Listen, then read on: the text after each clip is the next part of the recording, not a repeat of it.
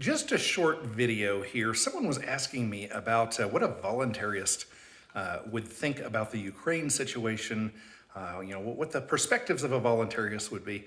And the first of all, perspective that I think I have, and probably other voluntarists would have a similar one, is that Ukraine is the name of a geographical area.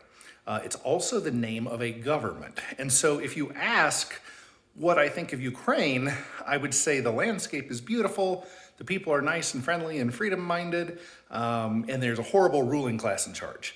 And then if you ask me, what do I think of Russia, then I would say, well, there's some really cold areas from what I hear, and there's some really beautiful areas from what I hear, and the people are generally awesome, good people, and the government there really sucks. And so that's what I would say about just about any place that is both the name of a geographical area and a government. Just as in the United States, people say, I love America, or I love the United States.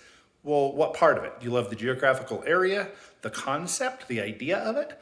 Do you love the government that rules it? What is it that you love about it? So that would be my first thing. Secondly, I would say that the Ukrainian people don't necessarily have a beef with anybody, and neither do the Russian people, and neither do the American people, unless their rulers get them all riled up to dislike somebody else. As I understand it, what's happening in Ukraine, in the geographical location, is that the government that is in charge of Russia does not like that Ukraine is interested in being part of NATO.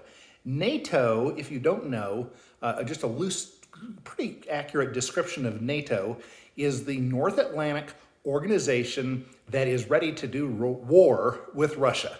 That's kind of what it's a military organization, somewhat, a collection of places, countries, governments, who say, we're all worried about Russia, and if Russia ever causes any problems, let's all go hurt them.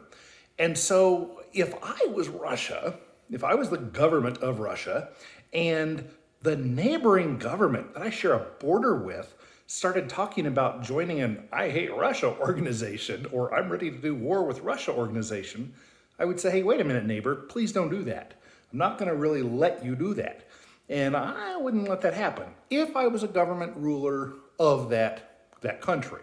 And it seems to me that is it Putin or whatever that psychopath, I call him psychopath because he's involved in the government, that person is probably doing what makes good sense for a government ruler to do.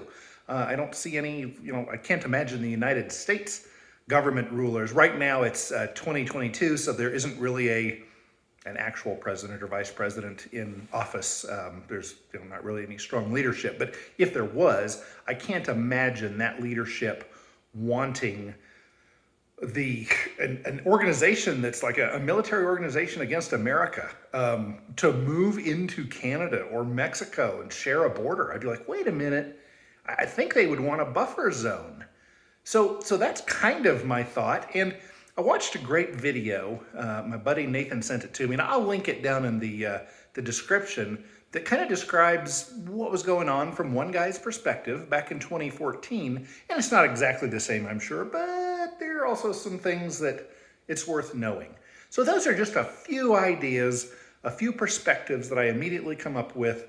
I think that the Ukrainian people, to use a popular term, they're having a crappy time right now. And that sucks to be a refugee, and be worried about having your house burned down, shot up, your family killed, your friends killed, your job lost. Like, that's a really nasty thing. And I'm very sorry for what those folks are going through, and the Russian people, what they're going through, the Russian soldiers and civilians alike, Ukrainian civilians and soldiers.